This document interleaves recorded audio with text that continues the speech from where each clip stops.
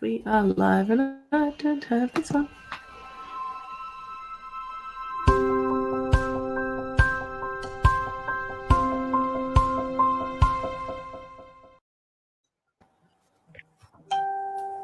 Good evening and welcome to Love Angels Light TV. What a schmozzle tonight. It's been great. All right, tonight we have the beautiful Mystique and the amazing Terri coming to join us live for you guys. And happy New Year to everyone. Yeah. Let's not forget that. No. Awesome. All right. Where are we going to start? Terri, how about we start with you? Can you give us a little bit of a rundown on who you are, what you do, and all that jazz? You know, just for any people. Sure can. Okay. Hi, everyone. I hope you've all been on here before. Let me see. We've got comments coming in now. I can see them. My name's Terri. I'm a medium, and I really like to do stage work. So, strangely, even though we're on this means over the computer, over the internet, it's almost like standing in front of a stage with people in front of you. So, bizarrely, it all sort of works. But with me, I get messages in all kinds of different forms. I'll see movies in my head. I get information straight in. I get, sensations in my skin. I'm also an empath, but that means if someone's passed of something like a heart attack, I can actually feel that for a moment. So sometimes it's like, as I always say, like the movie Ghost, where Whoopi Goldberg discovers that she isn't a fraud. And she's actually sitting at a room and she's got 1,000 people around her all willing to jump in. That's what happens to me. So sometimes it skips away and I'll get information that could be for 2 or 3 people. I'll often get little clusters. So if you think it's for you, then stick your hand up electronically or however we do it now, because what I get is I get people coming into me, jumping into me with these similar clusters, and it'll often be the 3 people for the 3 people. So, just let's play it by ear. And if because there's 2 of us working tonight, if there's someone, if I ask you a question, see if you can pop back with the answers so we can validate what we're hearing. That'd be great. Other than that, over to you, Mystique. Thank you, Terri. That's lovely. A little bit like Terri, I'm a psychic medium clairvoyant and a direct communicator with spirit, which I love. Often spirit comes through with a magnitude of messages. So, and similar to Terri, like, stage work and whatever, you are normally, I don't want to use the word bombarded, but you normally have so much being transmissioned into you and a field of people in front of you. So sometimes, I could be thinking I'm going to talk to you, but it means something for that person over there. So generally, though, empath as well, a warrior goddess coach. I do a lot of work with domestic violence, past traumas, apart from working with spirit. So so anything that nothing is withheld on these types of platforms unless it's a little bit sensitive. And there's a few words that we possibly don't want to mention due to it being a live feed, and therefore we might say to you, it's rather personal that your message, and we wouldn't want to do that. We invite you then to inbox us, and we will finish off what we will tell you actually what we've been heard. I'm sure Terri would do the same if it was one of her messages. We are very when you're real and do everything with integrity, there are certain subjects that are just a little bit too personal to be discussing on a live feed. So we're very, very aware of that, and we're very mindful that even if you've asked a specific question, the answers that are coming through from spirit still might be a little bit delicate. So at that point, we either one of us would say, we'll inbox you or you inbox us, and we'll let you, we'll have a chat to you later, because I'm sure Terri and I are on the same path where we don't mind doing that. That doesn't mean, you can connect and have an hour reading with us, for instance, but we will finish off what we've heard, just so we can give you clarity and so forth, and it's not on such a big platform as such. And a lot of times, Terri, I think you might be the same, that even when doing live shows and being on a platform, sometimes again the information can be a little bit too personal. So therefore, we would normally speak to someone after the show and just sort of go and hold their hand and express, what we heard. So it's going to be a fabulous night. After here, I'll be doing my own show for a further 2 hours. So if you see me actually drinking water tonight, it will be just to kind of keep cleansing the throat, because after last week going 5 hours straight, I was kind of coughing and whatever by the end of it. So bear with me if that's the case. But yeah, looking forward to connecting with heaps of people tonight. So, and thank you, Eileen, for having us on your platform on this, what is so very different, New Year's Eve. Absolutely. I am grateful to have you both here tonight. And for you guys watching, just an FYI, I did put it in the description. We can literally only see about 7 comments at any one time. So unless we're scrolling, we may miss your comment, and it's really not personal, and we really can't get to everyone every time. So don't put your comment in more than once, your question in more than once. And yeah, be as specific as you'd like to be, I guess. Do you guys both like fairly specific, or you just see what comes through? Sorry, you just dropped out for a moment. Do we like fairly specific one? Yeah, if they're going to ask for a specific thing, do you like it to be specific, or general is fine? It's kind of nice either way, but sometimes being on a live feed, generals, if you hear too much from spirit, it takes too long to, give the person all the answers. So that's possibly why, if the specific questions may work a bit better on live feeds. But we're open to whatever that your viewers want to throw at us. Perfect. The only other thing I would say to you guys watching is, if you actually have a question in your mind that you would like answered, then ask that question, because we might be good, but we're not quite that good, and we will give you what you get from spirit. So what spirit might want you to know may not be what you want to know. So ask the question you want the answer to. That's all I'm going to say. Absolutely. Yeah, absolutely. All right. Yeah. I always say to people, Eileen, that a lot of times with generals and whatever, spirit always directs me to the most important thing the person needs to know right now.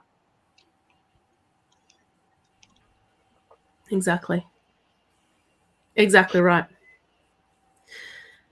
All right. Have you ladies got someone that taken your fancy, or would you like me to choose? Look, I've got someone who I think is with me. I think I've got a female that's passed from breast cancer, because I'm getting these issues in my right breast, and I just saw a name a few minutes ago. Sorry, I've lost my mouse. It's some here on my dining table somewhere. Is it Tammy Toman? Tammy, I don't know if this is your mum, but I do have a woman here who has had breast cancer and has either passed from the breast cancer, or the breast cancer was a major issue for her. She's very strong around me. In fact, she jumped in before we started tonight. So if you can pop back and let us know if this is her. I've also got issues with the throat, so I don't know if it was a cancer that moved, or specifically in the breast or in the chest, and has moved up to here, because I'm feeling very constricted around the throat area. It's your grandmother. Okay. All right.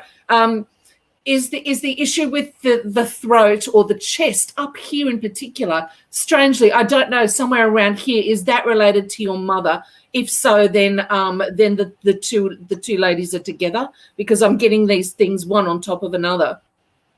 So what I'm getting is I don't know what you're scared about at the moment. I don't know if it's just been this god awful year that we've all had. But what they're showing me is the yin and the yang. And when you get the yin, it's akin to learning. It's the uterus. It's about fertility. It's about learning. It's about growing. When you get the yang, though, that's the penis. That's about thrusting forward. So she's showing me it's time for you. You've got to push. You've really got to push hard to whatever it is that you want.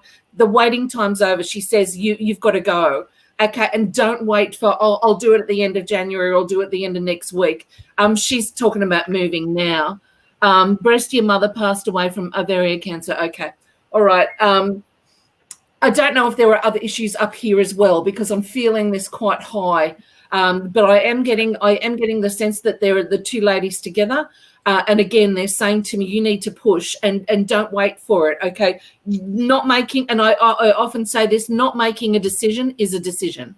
So it's time for you to make that decision and move, doll. Okay. So don't let the Don't let the sheets get warm, okay? Get out, make the bed, remake the bed, start over again. It's time to push, okay? Over to you, ladies. Awesome. That was lovely, Terri. Awesome. Arlene, did you see the one What do you from got, Mystique? Jessica? Jessica Nichols? Oh, Jessica, I will find it. Okay.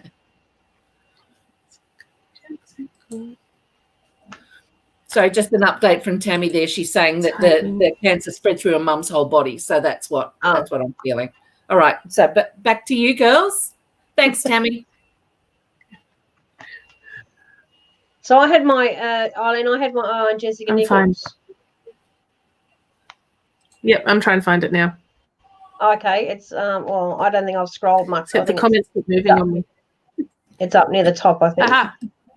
Got her? Fabulous. I actually don't remember. Well, I shouldn't say I don't remember. I do remember reading from Mum. I don't know what I can never remember all the time what I said to people. But I wanted to touch on Jessica because I feel that she knows very well that her brother Matt is around, and he's around more often than what I think she realises. But I feel that she has put herself on, and it's the way of how Spirit says it, that I've put myself on hold because I can't kind of get past the grieving stage. You need, and it's. I say everything with my heart. So when I say it's time to move forward from that, that's coming from Matt, like, because he's sitting back, kind of going, "You're not pushing yourself in the direction that you need to go," and it's almost like you've not that I don't want to say you've used COVID as an excuse, but it's like, oh, well, with COVID going on, I really can't get up and do this, and I can't get up and do that. But the sincerity of how you're feeling towards the guilt, I want to say that, and there's some guilt processes that you're going through. Somehow you think that not necessarily that you are to blame for his actual death, but there is something that you're feeling still associated with that. And he's sort of saying, with a smile on his face, and I say this, with my, as I said, with my heart and with respect, it's kind of like, get over yourself. It wasn't you.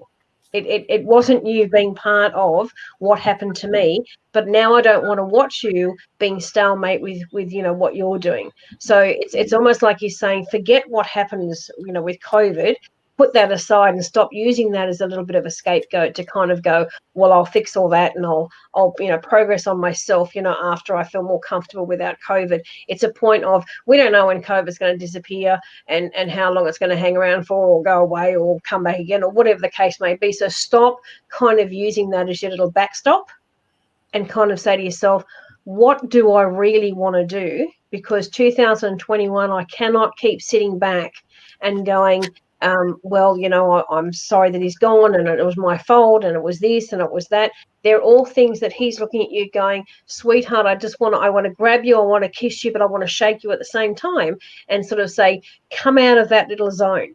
And as I said, I say this with respect because it's him. He was quite direct with you when he was around. So he's coming through in that direct manner saying, I want to give you a little bit of a shake and get you to sort of say, yes, I'm sad, but yes, I can connect with you. Just allow me to, but get off your backside and open your arms to whatever you've been like, you've been holding yourself back on a couple of things that you think that you can't do.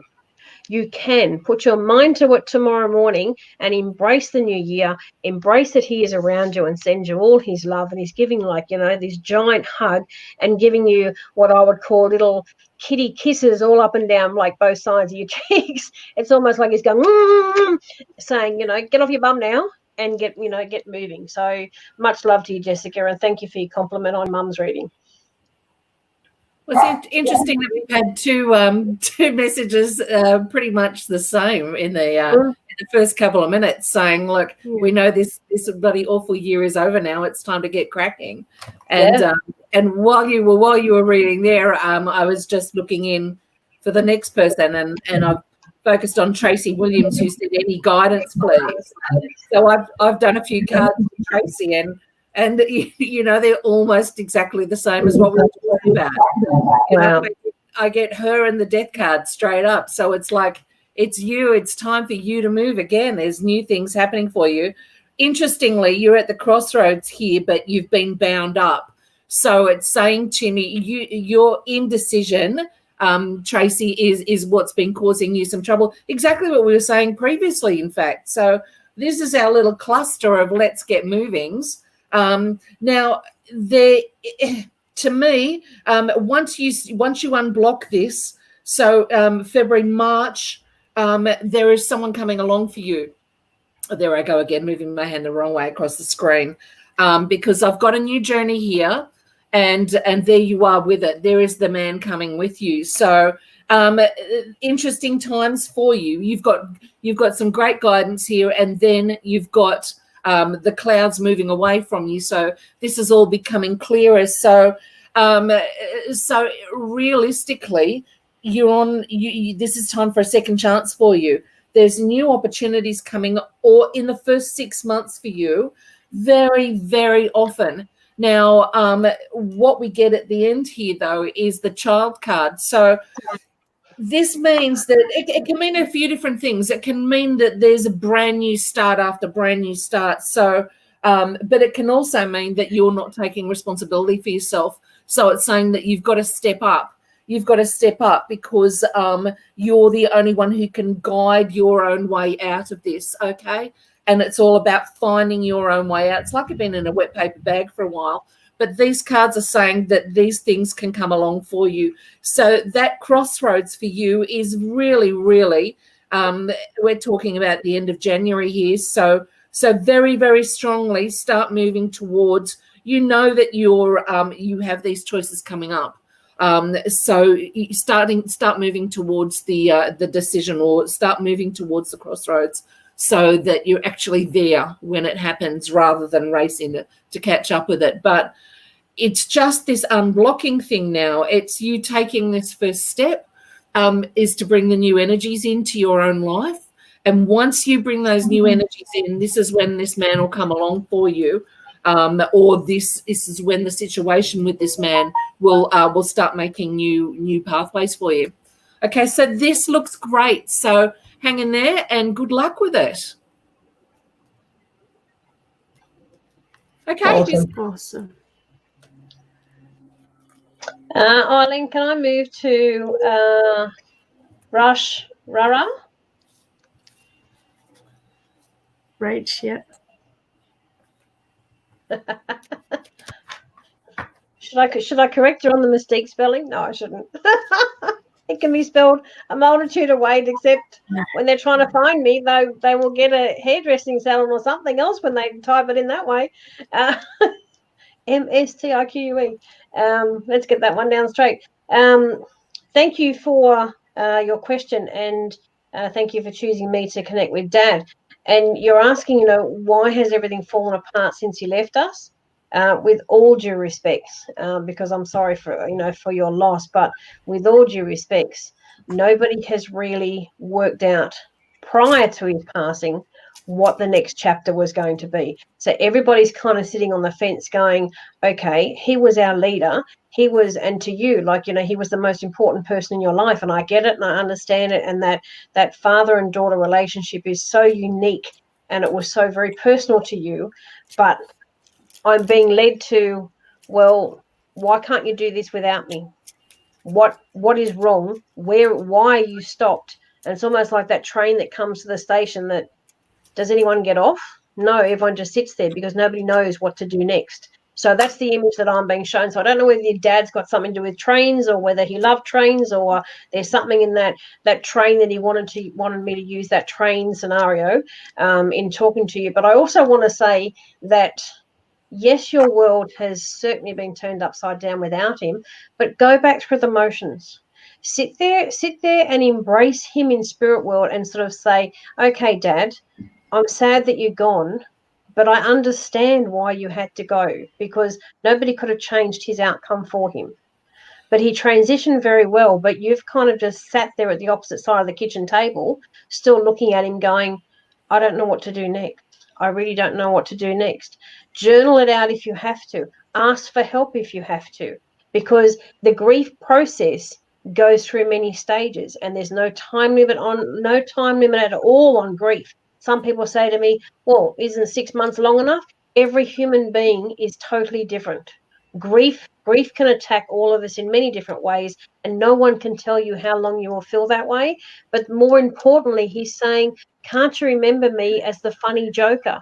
So he's showing me how he's like a almost like a man up on a stage, and having a bit of laughing and a bit of joking. And apparently the scotch is relevant to something with the trains, because he keeps showing me this train and he keeps showing me a bottle of scotch. So not quite sure where that's going, although I used to drink scotch in the day. So maybe he's offering me a drink, I don't know, but that's what he keeps showing me. But it's like, I'm still here, I can still guide you, but come back to basics, one day at a time, one step at a time, go through the process. But again, almost saying the same as the other lady with her brother. It's like your world stops for a short time when we lose someone close to us. However, it's moving past that and opening up your world again and going, do you know what? I live with the remembrance, but I also live with that person's strength. Now, that person's strength would be guiding you through, and live with that, feel it, feel the emotion with it, and empower yourself with that strength. Oh, he would offer me a drink. Oh, well, okay, good. I wouldn't take it because I haven't drunk since I was 21. And boy, did I drink back then. But anyway, that's another story. So yeah, he's just virtually opening up his arms to say, come on, girl, you know what to do. Okay.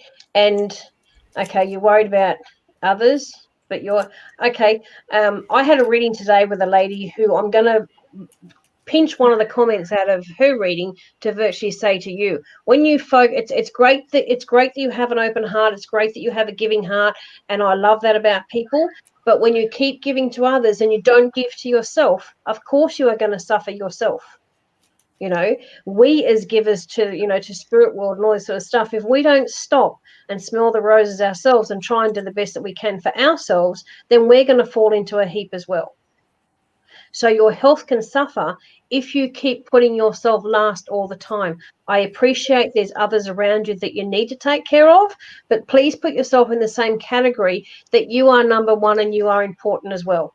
Because the moment you step back into, I'm important too, your subconscious, your mind, the spirit guides, everything will start to flow. Your chakras are way out of balance. I have to tell you, they're just floating around as if they're not in line at all, because you've been too busy and too worried about others, and you're worried that you're letting your dad down.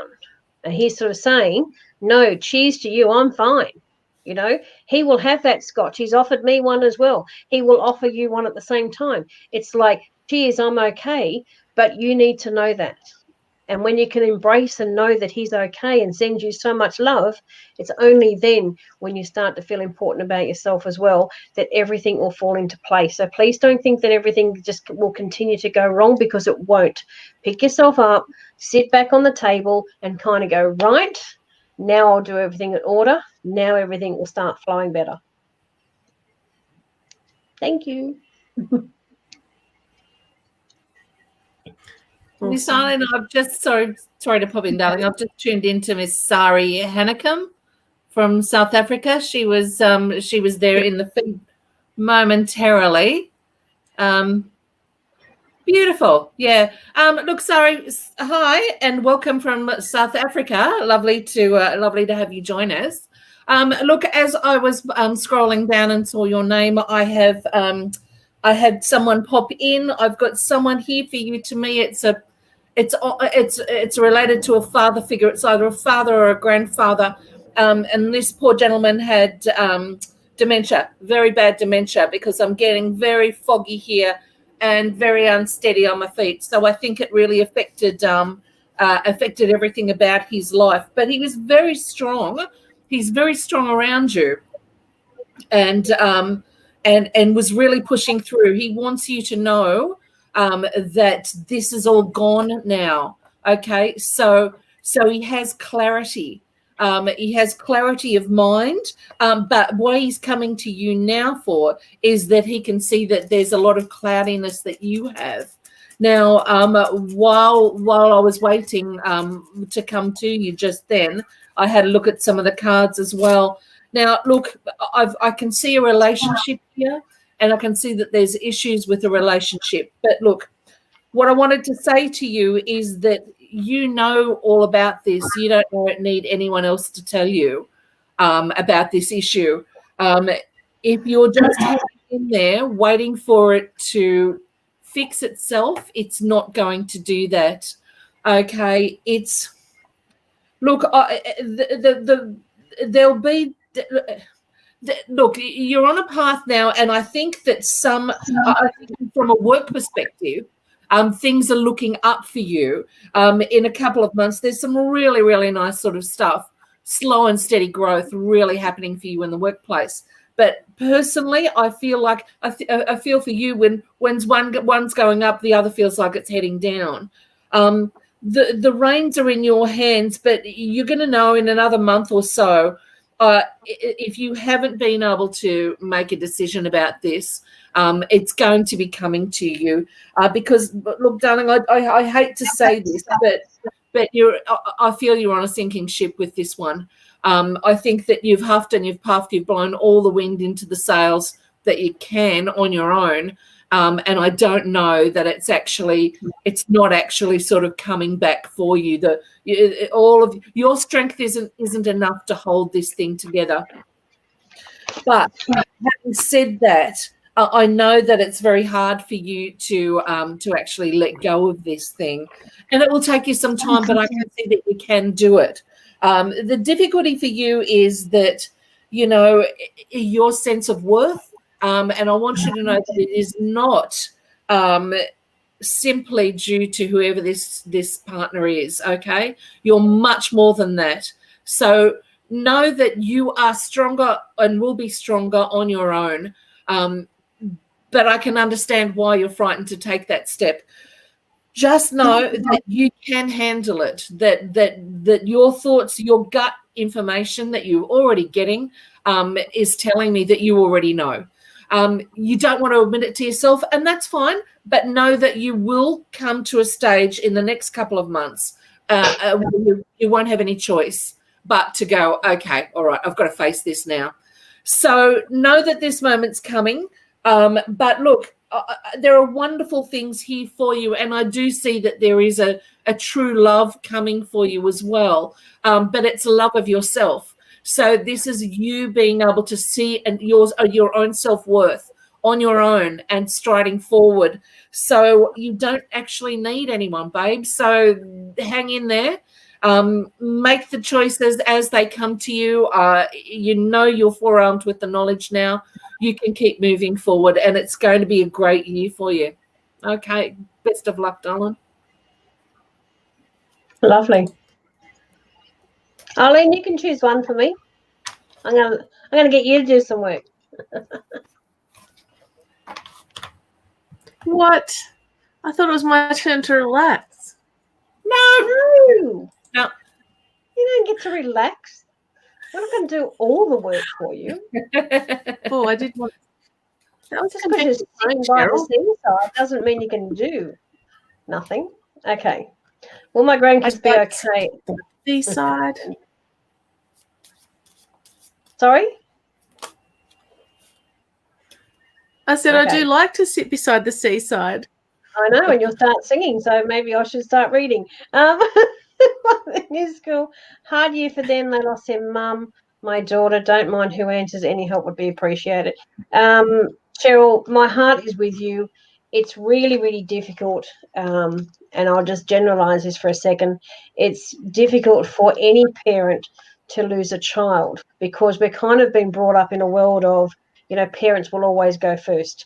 And, when a parent loses a child, it doesn't matter whether they're young, middle-aged, older, whatever, their whole world crumbles. And more to the fact that, she's got a couple of kiddies and they're your grandkids, that whole emptiness, oh my God, mammoth feeling that you would have had. I feel you even would have put that on hold. Your generosity in your heart would have put some of your feelings to the side so you could grab those grandkids and hold them, for your dear life and make sure that they were okay.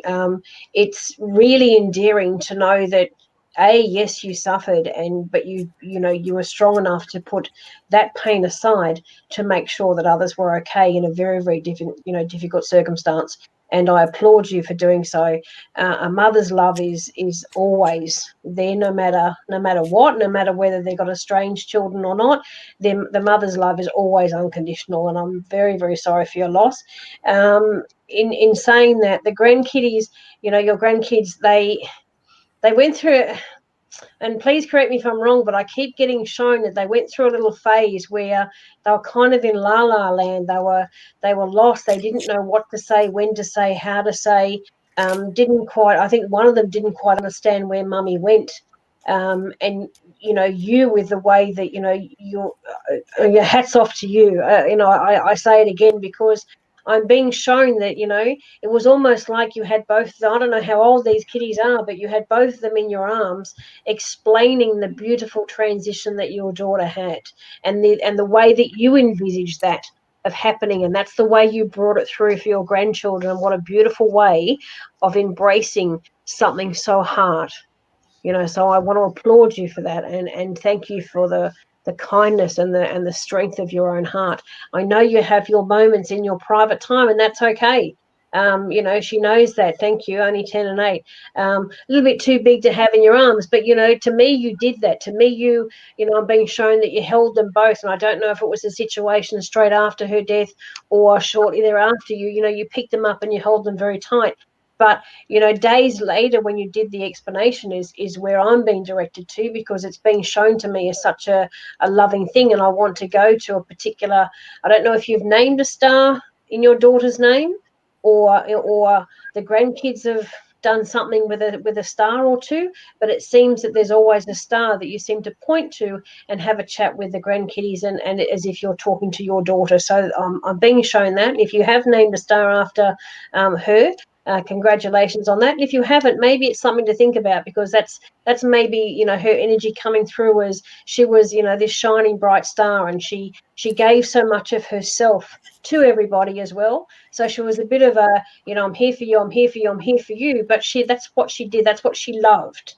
So she didn't take anything away from herself. She was a giver to everybody, but she still knew when it was her time as well. So to me, a really loving soul and a really kind woman. And I want to say that the quickness at the end, there was no pain. I have to say that there really was no pain, because I'm not being shown any pain. So because I'm not being shown any pain, to me, then it was something that happened really quickly, and I want to say probably unexpected, and hence the the grieving and the children not understanding probably makes more sense, if that's okay. You're saying that she's been sick for so long. I being shown that the ending was very, very quick. So whether you're with her and held her hand as she took her last breath or something, because I'm being shown that part was very quick and that she transitioned very well. And I love that you're saying, I've only just read the bottom bit, that you're thinking of a star a couple of days ago. Without floating our own boats, and I think that Terri and Eileen will be the same on this with me, that we're real, and when we hear and see things, or when they show us things, they sometimes don't mean much to us, but they mean so much to you. So I thank you for the star. Absolutely. Totally agree with you. Last time I was on, we had carrots. Like a father was bringing through carrots, and we were like, Eileen and I were laughing at, what is he talking about, carrots? And then the woman popped back and said, I'm sitting here feeding carrots to my dog. Yeah. So that was a validation that Dad was around. Look, just on that, before we pick someone else, I was getting the same strong feelings there as Miss Tique, that this went quickly at the end. But for me, I'm hearing blood clot, blood clot, blood clot. And it wasn't something that she was sick from. It was a blood clot. Something else that like traveled to the brain, and it went very quickly. So she might have been sick, but she didn't die of what she was sick from. The other thing I got from her is that she went straight to love. Someone was holding their hands out for her. So she went, when I see them holding hands like this, they pull them straight to them. So please know she went straight to family. And look, oh gosh, sorry. There may be someone else around. Sorry, we're leaping now. Sorry to do this to you. I've got someone here who's passed by taking their own life, but there's also a similar connection here with blood clots. I don't know who this is. It was very quick at the end. She's saying that. That's great. That's great. Look, I don't even know if it was like the heart went at the end, but there was a blood clot somewhere, and it was just like it was gone. She was gone, just blinked straight out. But know that she was. Sorry, Cheryl, I hate to ask this. Who in your family, if you can get back to us, has passed by taking their own life? There was someone there, and someone who was there and has met her. I don't know that it's someone terribly close in the family. To me, it feels like someone who may have been a friend of hers. So please know that she is there with extended family. But this person's jumping in.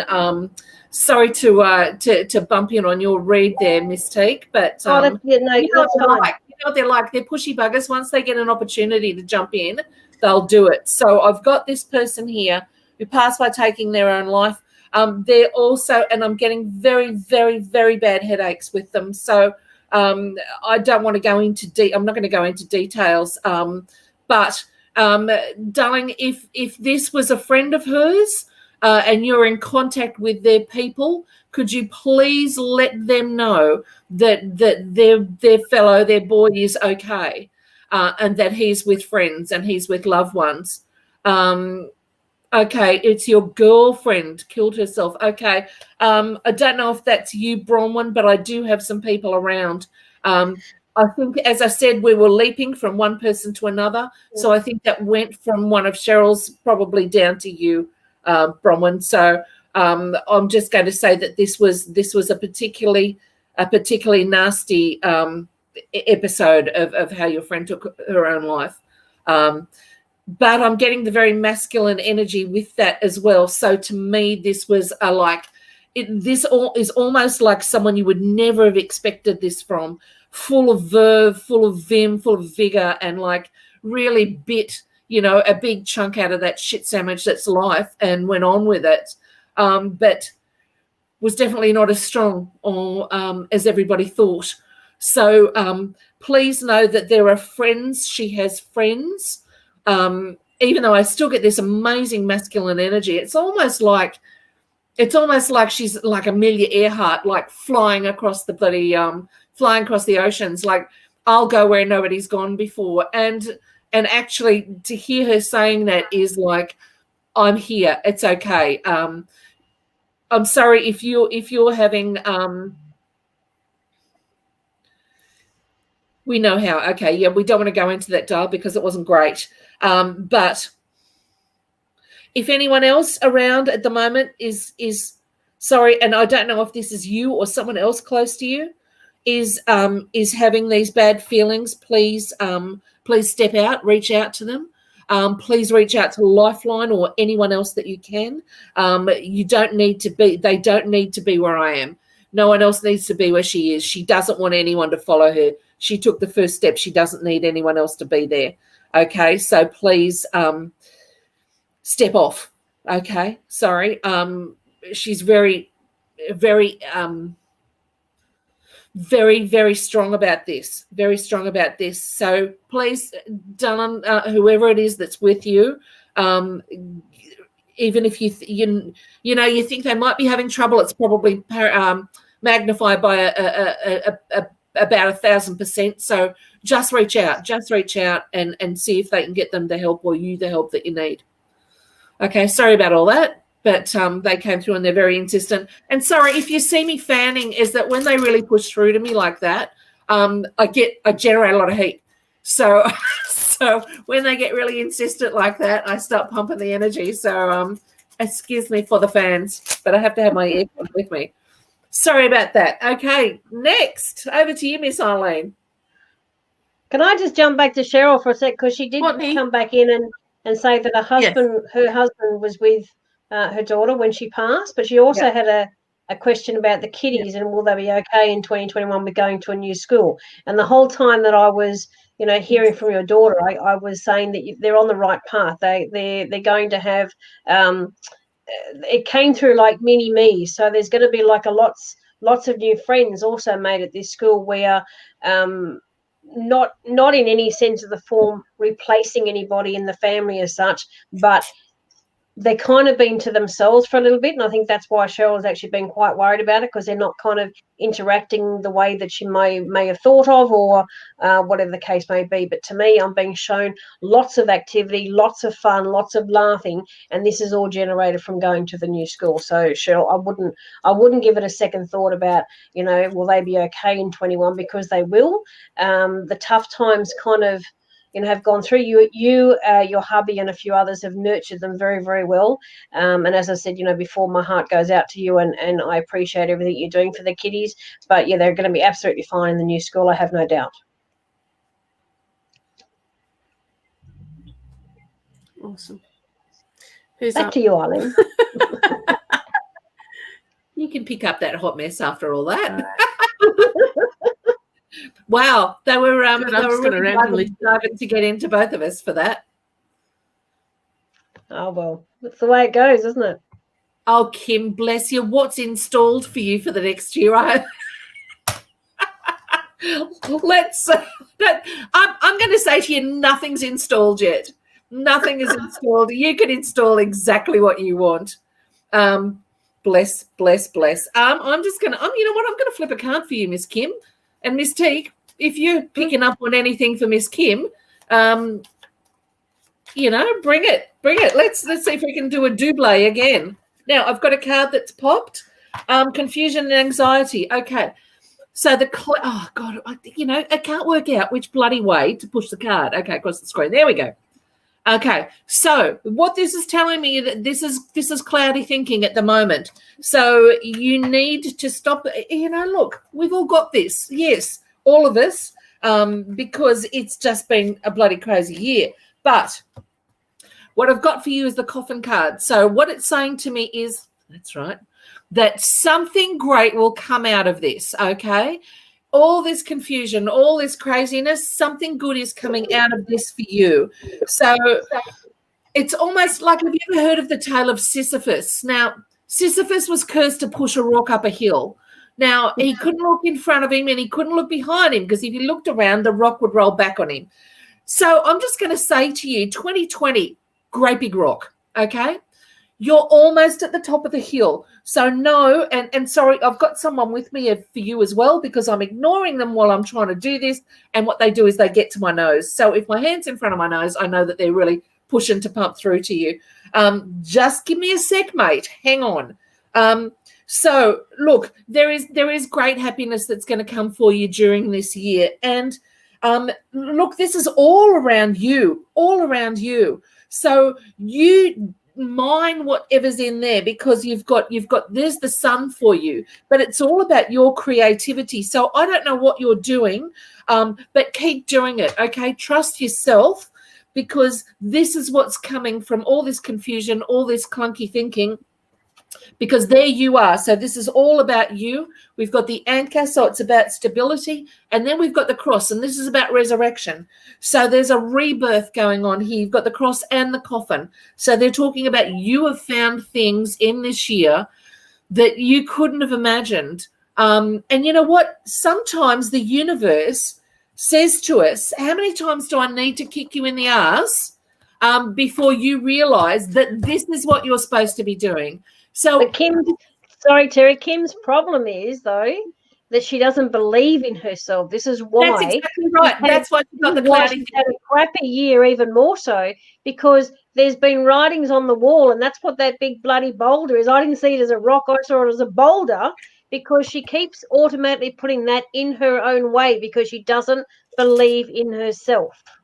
And that's why the boulder will stay, mate. But let me tell you, you are close to the top of the hill. Okay, you can almost let that bloody thing go. And when you do, you'll be standing there at the top of the mountain and knowing that you can find these things in here. So I don't know what the creative thing in here is, but you've got to let that little genie out of the bottle, because You don't know the power of it until you let it go, and it really needs to come out, Kim. So, like, honey, just go for it. Really go for it. As I say, always take that great big bite of the shit sandwich and chew really fast. Get this year over and done with. Whatever it is, walk away from the rubbish and walk into the light, because there's some amazing stuff that's going to be coming from you. Really amazing. I feel she's going to be writing. Isn't that interesting that you say that? Okay, I was actually feeling the same thing, because they're showing, I've just finished my own book, my first book. I finished it this week. I'm a month behind my own schedule. And Awesome. I was just seeing my book in front of me moments ago when you just said that. So there we go. We got a bit of woo-woo happening. We have. We should be bouncing off one another more often, Terri. Absolutely. We like how this is going. Yeah. So, Kim, trust yourself. You know what? I actually did, speaking about myself for just a moment, and forgive me, I had this idea for a story, and it's a story from real life. It's a true story. But, I thought, who am I to write a book? Who am I? And I went and I thought, I've got to put myself under pressure, because that's how I work best. And otherwise, I'm a lazy bastard. So I took myself to the New South Wales Writing School. It's called Write New South Wales, I think it's called nowadays. And I did a year-long course called Year of the Novel. And I started my book in the January, and I finished it in the November. And then that was last year. So I've spent the entire year this year doing edits and revises. So I'm my 7th edit now, and it's going back to my mentor today. She received it today. So I got it in. So it's going to be ready to go to the publishers next year. The thing about that is that when I did that course, it was like the first week they were all like, oh, hi, my name's such and such. I'm a screenwriter. Hi, I'm such and such. I'm a journalist. And like, hi, I'm Terri. I spent 30 years in the army. I didn't have any of the cred that any of those people had. And you know what? I felt like a fraud. I felt like a fraud for weeks and weeks and weeks, until we had to read out aloud some of our own writing. And I had people in tears around me, and I had, people come up to me and say, this is amazing what you're writing. And, and I've done it. I've done it. So to you, Kim, to anyone out there, you don't know what you're capable of. And if you put it on that pile and go, yeah, like I'd like to do that, but I'm not entirely sure. You like writing poems? Go for it, Kim. Write the poems. Really. And you know what? Do a course. Do something to help encourage you, because it really works and you can do it. So don't be a fraud with yourself. Go out, because, you don't know. You just don't know what you're capable of. So, next year when my book's published and I'm sitting back going, look at me, I've got a published book. It's because I felt the fear, but I did it anyway. So do it. I look forward to my signed copy then, Terri. Absolutely, you'll get one, babe. You'll get one. I'll be walking that stuff at the fairs. Don't you worry. Well, it's nothing to do with spiritualism. Strangely, but you know what? It doesn't have to be, because well, it's going to sound like I'm dragging the chain, because I started mine 10 years ago. However, I'm making mine a bit of a, yes, they're true stories. Yes, some of them are funny. Yes, some of them are hardship, but it's also a healing process to have parts in there where I can teach people how, if you go through something like that, how you can heal yourself and all that sort of stuff. So, I shouldn't say that word, because that's, someone else's title. Like, that's not going to be the title, but you know what I mean? Like, there'll be yours is the Journeyman's Voyage. Yeah, so there'll be a chapter.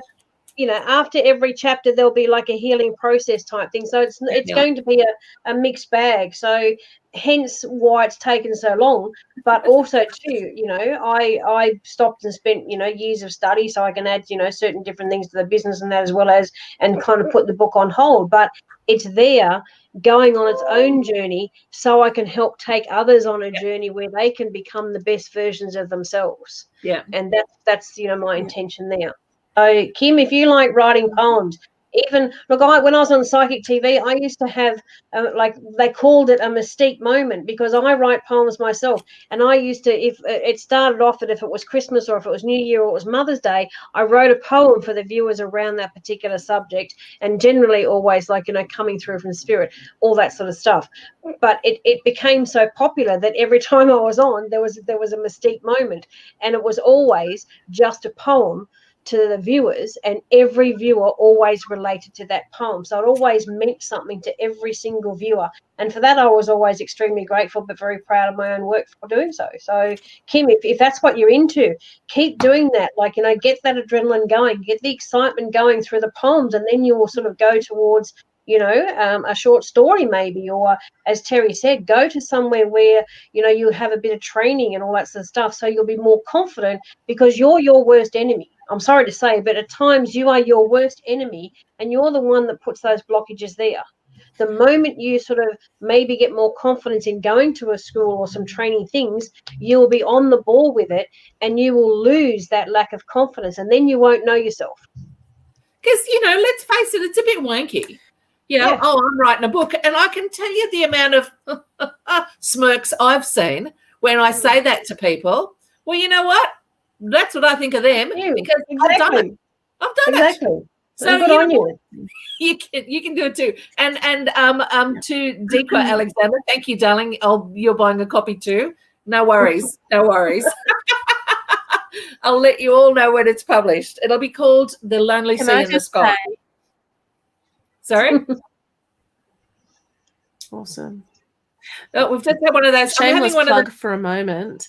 Sorry, can't help myself. I'm just having one of those Japanese film moments with you, where the words are going and your face is like, no, that's okay.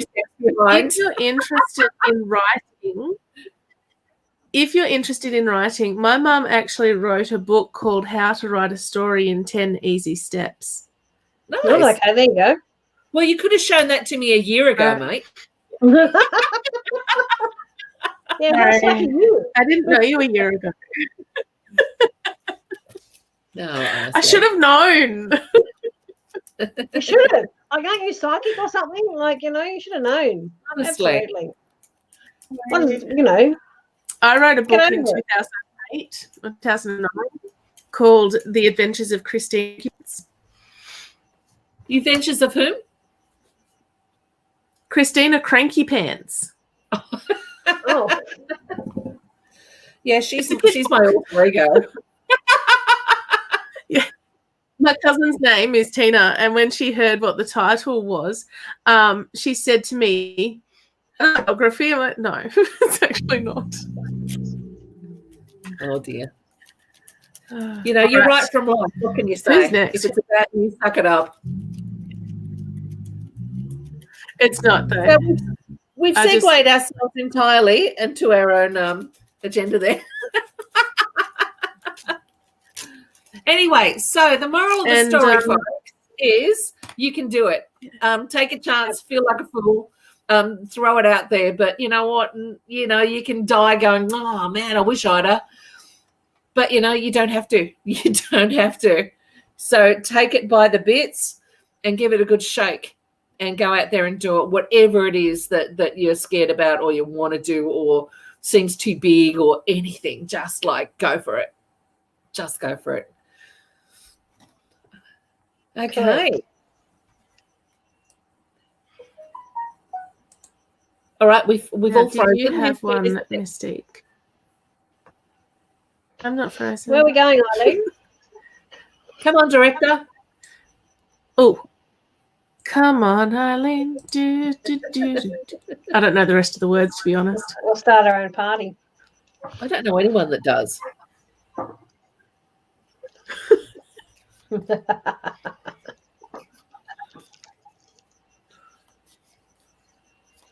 All right. Has that popped up? Yep. David, don't quite know where to go with you.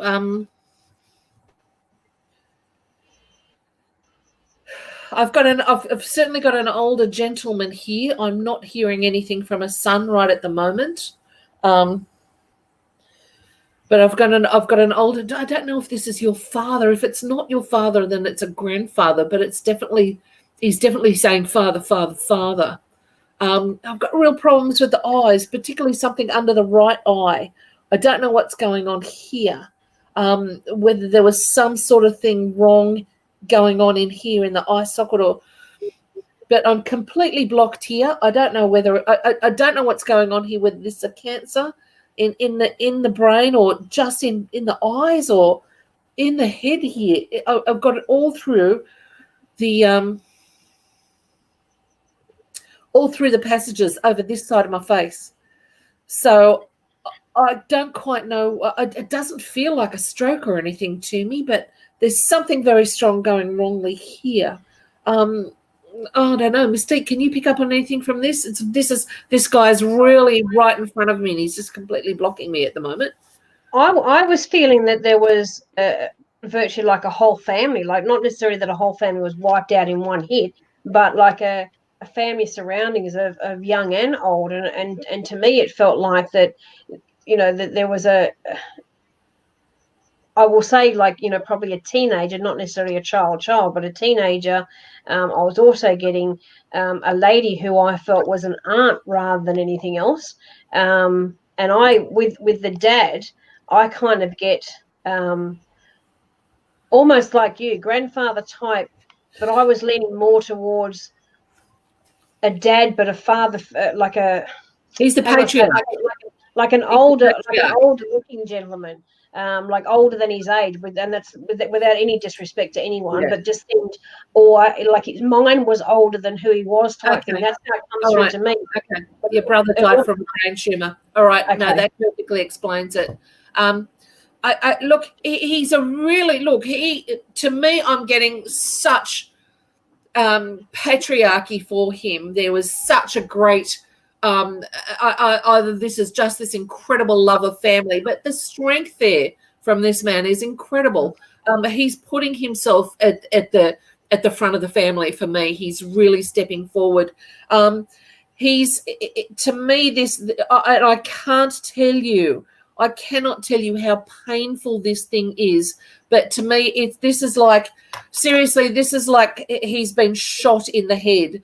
This thing is so big and so pressing that he couldn't breathe, he can't feel. There's just like the crazy level of this pain was just absolutely intoxicating. So I don't know whether I'm not going to say that he took his own life, but I think that he certainly considered it. But he's saying to me this was not from weakness. This was not from weakness. He just wanted it to go. He really just wanted it to go.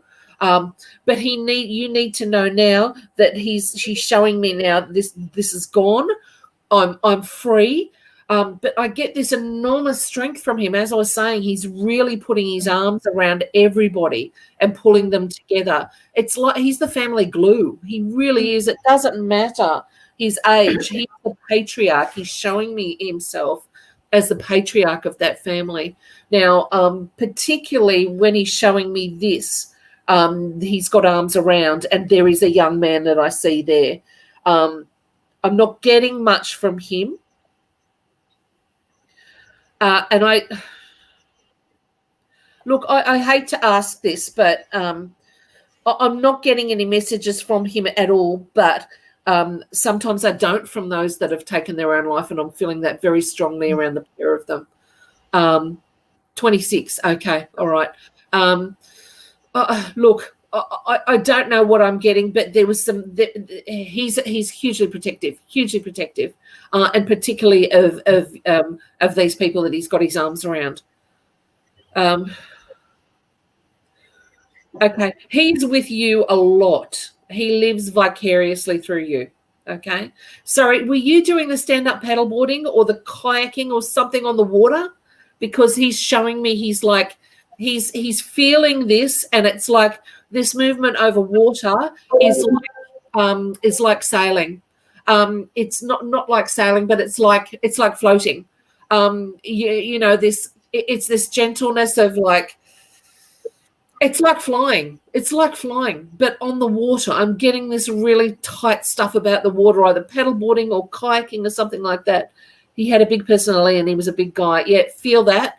But he has this freedom now that he can't stress how free he is. But if it's you who's doing the paddleboarding, I don't know. But he's showing me the paddleboarding. So if you're thinking of doing this, or if you're doing this, it's like he's going to be with you, all right, and guiding you. So really interesting guy. Really interesting guy.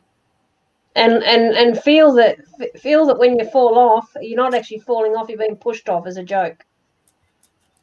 Because he's a bit of a the bigness of him is also the big personality and the life of the party and all this sort of stuff. Well before the brain tumor even started to grow, all that sort of stuff. That's who he was. He was and no pun intended, but he was larger than life. Like, he was the life of the party. So if you are paddleboarding or on a surfboard or whatever, just got a message through from Samantha. I'm his daughter. I went kayaking today. Okay. There's our validation, baby. Please know, Samantha, that as I said, he's got his arms around all of you. Please know that he was with you when you were doing this, and it was like flying. He's like, this is freedom. This is just beauty and freedom. And please know that, like, he was with you when you're having these moments. And it always when they come through, it's never a big thing, No one ever comes through and says, oh my God, I wish I'd worked harder. It's always about these moments of perfection. And please let me tell you, darling, that today was a moment of perfection. All right. And he flew with you across the water. Really beautiful. My heart is absolutely filled. Absolutely filled. It's just beautiful. Lovely. Sorry to interrupt you, darling. You were on the go there. It's all good. But she was just pushing through there, and I thought it was important to let us know. That's really, really lovely. Absolutely. And I'd like to ask Samantha if she did fall off in the sense of she was pushed off rather than fell off, because that's what I was being shown. But anyway. Yeah, interesting. But David's just popped back and said he raced motorcycles, flying. Okay, yeah. Then that would be the sense of freedom he gets from this. So please know that he has that sense of freedom, and you're experiencing some of that freedom that he felt now with him, and he's with you when you're doing it. Lovely. What a lovely bunch. Really, really lovely. Okay. It's nice when that happens. No, you didn't fall off. Good girl.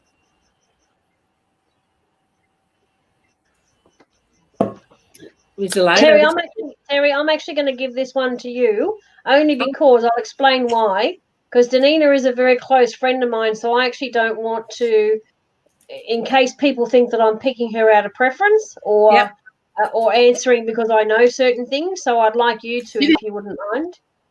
Okay, what I'm feeling straight away is issues in here. Now, I don't know if this was strangely, it doesn't feel, I'm not feeling this. I'm not feeling heart attack, but I'm feeling something really super strong here in the chest. Almost like he was weighted down. It feels like there's a rock in here, and forgive me for a second. Sorry, as I said, they give. Sorry, I got to do this. Oh, sorry, it was a burp. Sorry, they're giving. I get really bad reflux right at the moment, so I don't know what was going on with this fellow, but I have really bad reflux, and it feels like there's a stone here, like pressing them on me. I feel absolutely sick. Okay, all right, just take it away.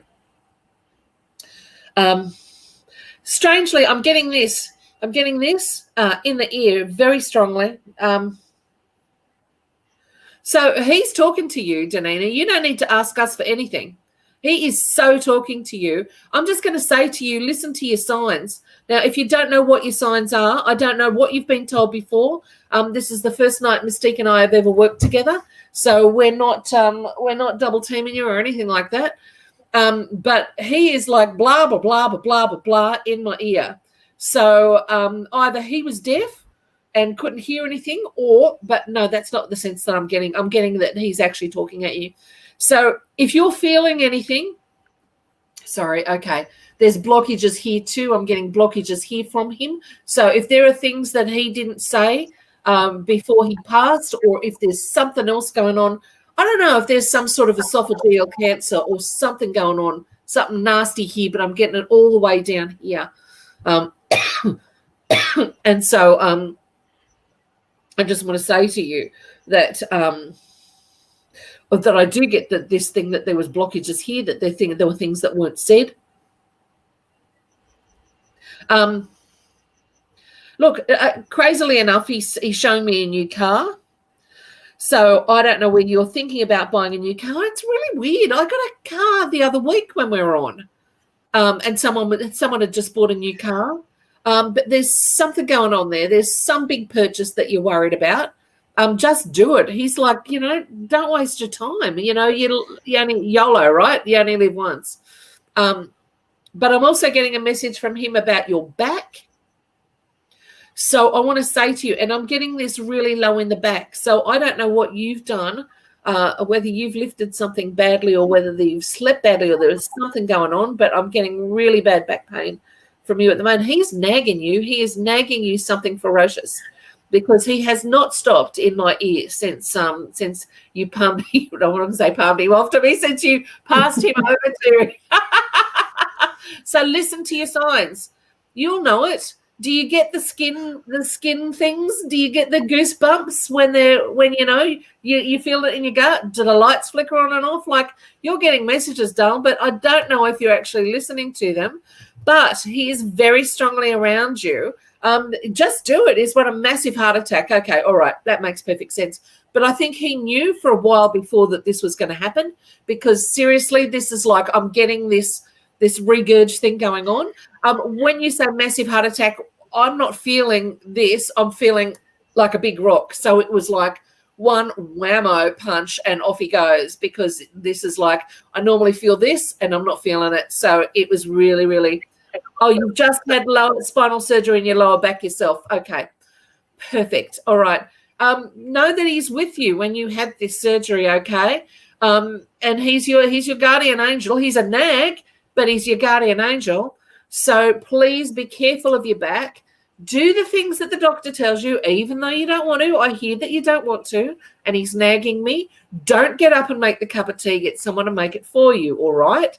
So he is going to keep nagging you until you do what you're supposed to do. So this is your advice. Just do it. Shut up and listen to the doctors, okay? You're not being told that for no reason. So your dad is nagging you. He's totally on the doctor's team. He's not on your team, baby. How do we go this day? She's very good on her dad. She's very, very strong-willed herself. Every time we go away, I'm always making her a cup of tea. Yeah, because I'm the big tea drinker, and it's like, but I'm always making her a cup of tea. With her lower back, yes, she had to have spinal surgery because a truck ran into the back of her car a number of years ago and caused significant damage.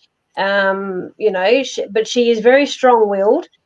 She will listen to herself before she listens to the doctors, I have to say. But thinks about things through and then goes and checks it with a doctor. Do you know what I mean? Yeah. Beautiful soul. And I love her to pieces. And she's. Do I tell her now, Eileen? Or do I tell her afterwards? She's also a very good psychic herself. Of course she is, because we're the worst at listening to our own advice. Exactly. So, and that's not to say she's a know-it-all, because she has this beautiful soul, but she's very intelligent and she knows a lot of stuff, but she will always listen to herself before she listens to anyone else. But I did say she's got to listen to the signs. She clearly knows them. So, baby, you know what you got to do. Yeah, she does. But we all don't like reading for ourselves, and it's good to get clarity from other people. At times, and I think coming into a new year, I think we've all had a bit of struggles this year, and I guess that or she's just put up a thing saying, "Tell me now." Tell you what now? Oh, Danina, I was talking to Eileen about this time. Yes, I wasn't saying I had something to tell you, Danina. I was saying because Terri doesn't know you, and Terri didn't know you were a psychic, so I was hinting at Eileen for that. Lovely. It's not always about you, Danina. But no, This but is very this is kind why I soul. kept getting this. Like she's hearing messages and they're nagging at her. Yeah. It's like they do it to all of us, Dal. You know, you listen to your own messages, and you know, someone else will tell you if you don't want to listen to your own messages. I like how she's put up the three. What is it? Is that supposed to be the three wise monkeys? Is that her little take on a bit of humour there? I clearly do know evil, so I don't know which is which out of you two. Well, I don't know. I'm a teetotaler, so. Well, I'm not. Well, there I'm you a bit go. There you go. God love her. No, I do Thank love you it. for watching, Danina. It's always nice when other psychics, take the time also to sit by their own computers or whatever and watch others in action. There's no. Eileen knows that I say this quite often. There's no competition. We're all good at what we do, and we all bring something different to the table. And it's people like Danina that respects other psychics. I mean, there's some in the industry, as you know, Terri, that will be jealous or intimidated or whatever the case may be. Walk over your bloody cold dead body, mate. They will, and some of them are terrible. But like rest assured, ladies and gentlemen, you're in absolutely beautiful hands this evening. And that's why we, as I said, we've never worked before, but it only took a couple of readings for us for me to feel comfortable enough to say, here, jump in on this with me, and now we're feeling this stuff together. So kudos to the universe for pulling us together, I guess. But you know what? 2020's been a crazy shit fight of a year, but it has been. I've just got to say, there's something about it I've loved. I don't call me crazy, but there's something that I've loved about it too, where I said very early in the piece, and we couldn't predict what was going to happen with COVID to a degree. I mean, I predicted this latest lockdown the other week, and people told me I was crazy, and people wanted to, call me bloody the Grinch and all this sort of stuff. And now, where are they now saying, "Oh, you're right, you're in lockdown"? Like, duh. Anyway, it's early in the piece. I was saying to people, this is the universe's way of slowing us all down. Absolutely. Being able to just stop and smell the roses. And I was hoping that all the people in the world that are rich and arrogant, I was hoping the universe was kind of putting them in their spot, because their money was worth nothing when the whole of everything was shut down. It was all about, we all had to adjust. And it can't buy your health either. We were all put out of pocket or out of work or whatever the case may be. It was all about, let's just stop and see let's slow the world down and just see how everybody reacts. I mean, I've heard from many, many people that there's far more people now when they walk, they smile at, they're smiling at strangers. They're stopping and patting dogs when they were maybe frightened of dogs before, whatever. I've noticed that next door neighbours' flowers are brighter than they've ever been, and I've been here 20 years. Do you know what I mean? There's certain things that I find is the bonus of COVID. Yes, it has hurt people. Yes, it's bankrupt people. Yes, people have lost certain things, but there's also been some good sides of COVID. Yeah, absolutely. Totally agree with you. Couldn't agree more. It certainly pushed me into knowing that, and Eileen and I have talked about this recently as well, to pushing me on to the path that I need to be on. And it keeps kicking me in the ass until it goes like, hang on, we're stopping the world. But as I said, like the other week to Eileen when I was having a show recently, it's like when Princess Diana died. That was one of the greatest moments in history, because it gave the world a chance to mourn, and they mourned their own lives. They mourned everything. They mourned their own mortality. They mourned someone they didn't know, but it gave them permission to use their feelings, to let these feelings out. There was never a greater gift, even though it was a terribly sad thing that she passed, obviously. But this year to me is the same thing. This year has given us permission to reset our lives, reset our futures, reset everything. And that's why early on when we started talking, the first 3 messages, bang, bang, bang, rebirth, reset, redo, time to push now. Really interesting stuff. Trust yourself. Go a different direction. It's not the same world as it was. Not the same world. Won't go back that way. Can't. So it's time for you to look at things differently. Even though it's a struggle for us to do it. But that's what we got to do. Yeah. Okay, Sky, would love if anything comes through tonight for myself or my partner. Has a recent passing and having a bit of a difficult time. Looking forward to a new year. Sky, we're all looking forward to a wonderful new year. It's how we all approach it, I think, is whether how many of us will get that or not. And firstly, in foremost, to your partner, very sorry for the loss of someone that that he has a lot of respect for. I also want to say.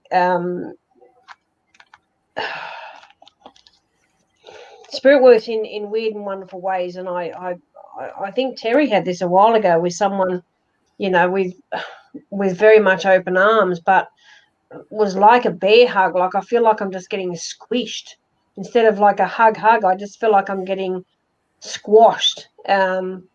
And that's not to say that person is a bad hugger, but that's how much love that they want to send to both of you. So it's not only just, your partner, it's, it's almost like, it's okay, guys, because I'm okay and I'm going to show you. So, but by showing, he's like squeezing the living hell out of me, where I actually feel like and I'm not a vomity person, but I actually feel like I want to, because it's just too tight.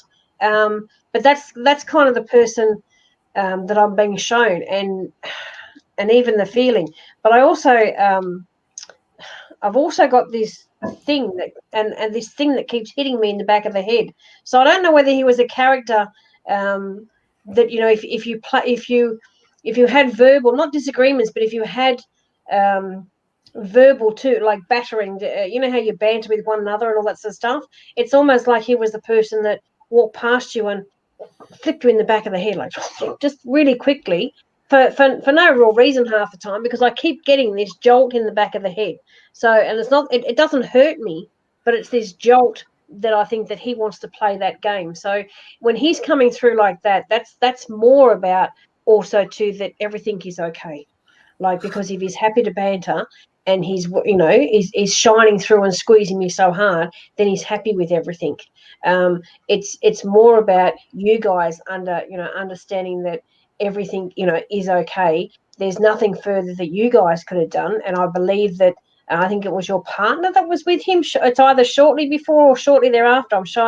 I'm being shown a really small window of opportunity, and that window of opportunity was either got to say goodbye just before or just after, because it's only a small little thing that it was almost like right time, right place type thing, even though that you felt that you shouldn't have been there for some unknown reason, or you shouldn't have been there in the first instance, that family should, like his family should have been there. But it's spirit virtually saying that that's okay. I'm feeling. Look, sorry, I've got an impact injury here, and that's the feeling that I've got in the head. The impact injury. She's just put up there that I've just seen that too. That he's had a high impact to the back. Sorry, I haven't seen anything. Could also be my partner, great grandfather. Okay. No. I feel an impact injury in the head. I also feel that there was someone there who's had a stroke, and it's like an impact as well. But there was definitely impact injuries to the head. This is really.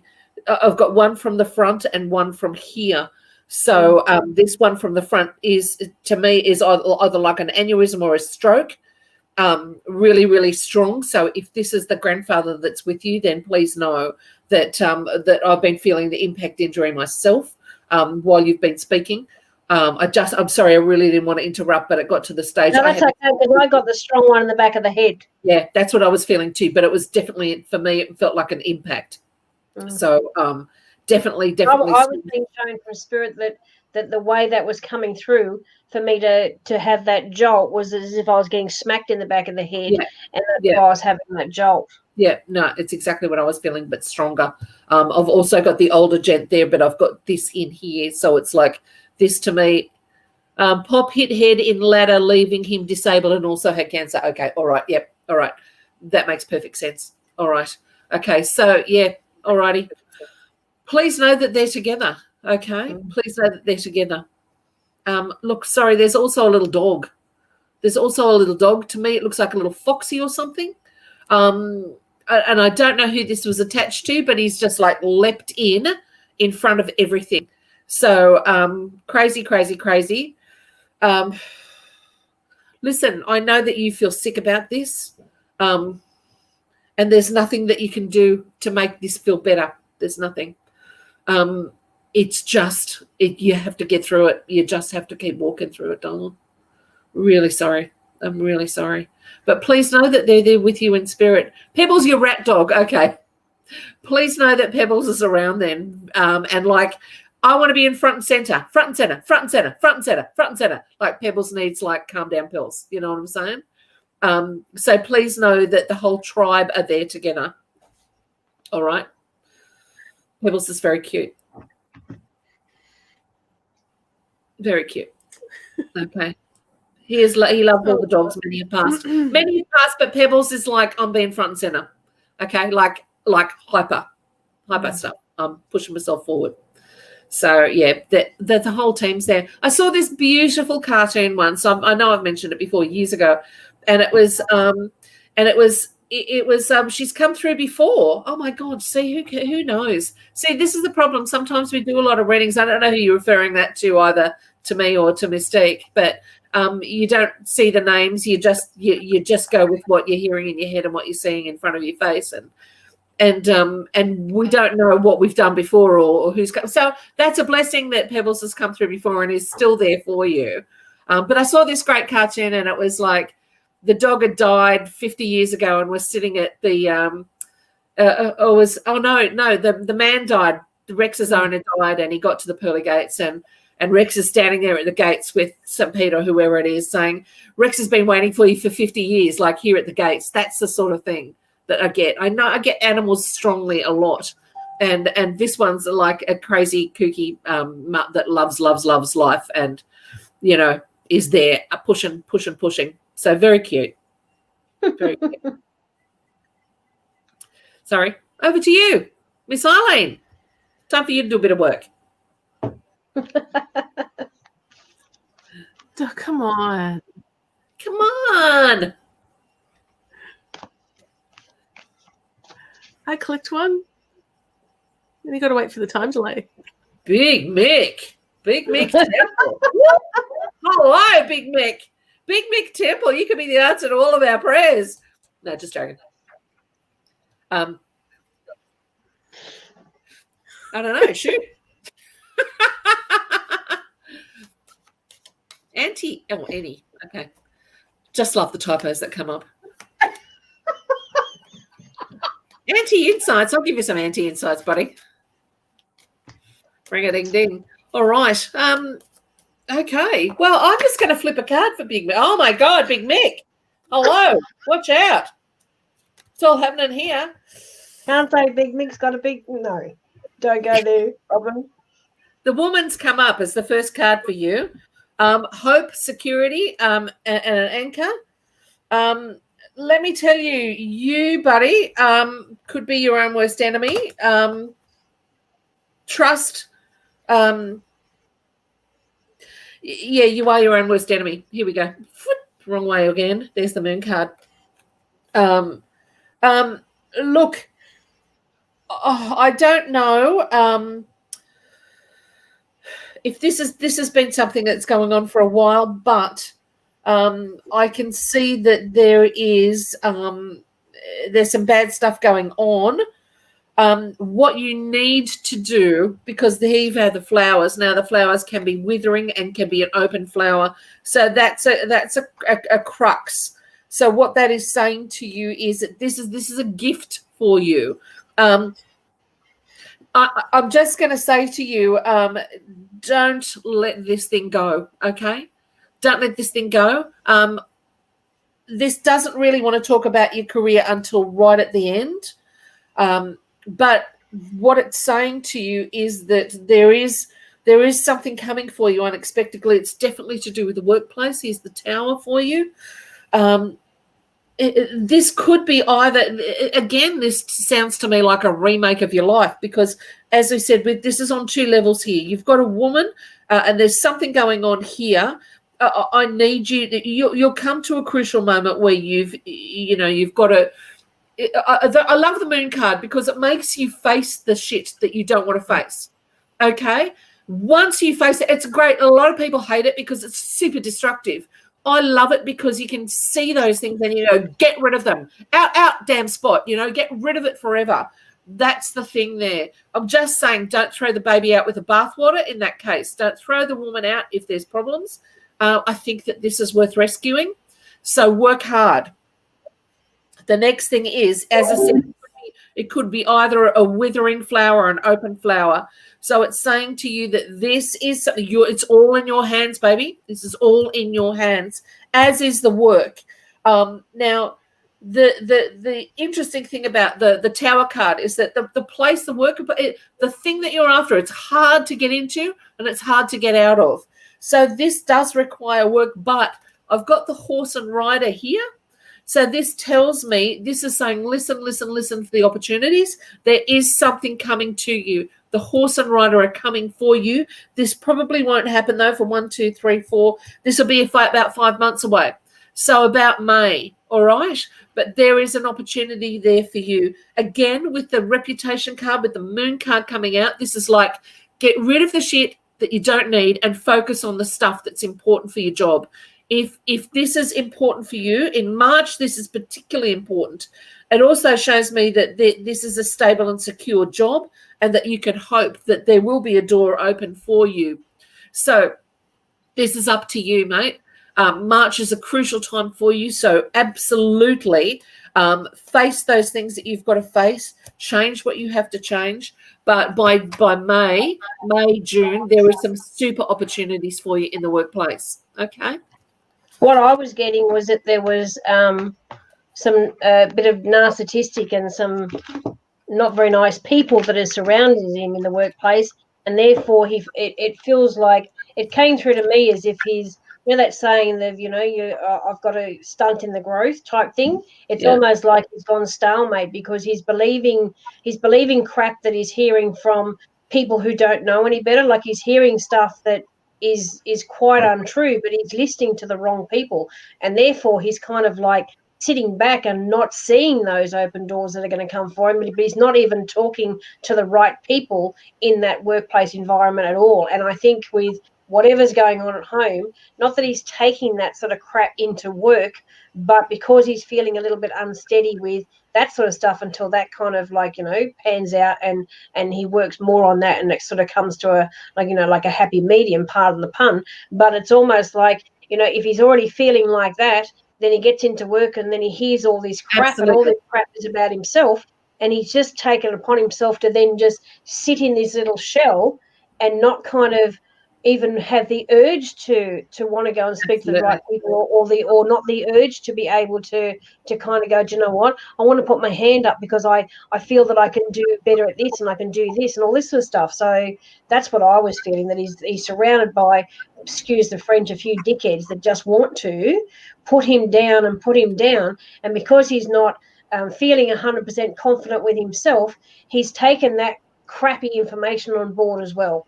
And that's kind of like, caused this big barrier up on himself where he doesn't feel he has the confidence now to move forward and put his hand up and look for those opportunities that are virtually, as you say, they'll be in his face. But if he keeps in this mode, he's going to miss them. Yeah. I just want to say, Mick, that anger is not the result. Anger is what you're feeling. I can feel it very strongly. But that is not going to help you. So what you need to do is to cut these things away. So it's either, cut. It's either just, work out some way of getting around this. Maybe it's a move from workplace to workplace. Maybe it's an opportunity in a different area. But these things are coming up. You'll be able to see them clearly. Just know that there are opportunities coming for you. Don't give up. That's what I said. Don't throw the baby out with the bathwater. Both of these things are worth saving. And it's really interesting. I don't know about you, Mystique, or Eileen, but when I do readings with people, it's always you've got to start the energy. You bring the energy. If you change that thing, it's like it opens the door, and it's, all these things run in tandem, so it's like you change one thing. Okay, I'm going to focus on this workplace thing, or I'm going to focus on the relationship thing and work that out. Then you get rid of that thing. It allows you to see clearly. And then it goes, okay, what else can I cut away now? Because your brain is completely full. You're just full of all these problems. And they're like, oh, my God, what I'm going to do? What am I going to do? This shit's not working. That shit's not working. That's why it says cut it away. Cut the things, face them, cut them away and walk away from them, because there is some really good stuff coming for you, mate. There's some really good stuff. You got to trust yourself. And the anger, you've got to leave that behind. And believe me, I get it. I rush to anger. It's like it used to be my favorite go-to. Don't get mad, get even straight away. But it's just now that I've learned only a few years over the last few years is like, just you sit back. You don't have to have hot revenge. Cold revenge is just as good. And by cold revenge, I mean they'll get their comeuppance by you doing good. Okay, so you don't need to react hot. It's just take the step away, take the breath, have a glass of wine, whatever you're going to do, and then just like segue somewhere else and deal with that later, or let it deal with itself. The issues are theirs, not yours. Cut them away. Awesome. It's the biggest lesson for a lot of people this year has been to not hang on to your past as you try and move forward, because it becomes a trip hazard. Yeah. Yes. Sorry. Don't be sorry. About time you did some work.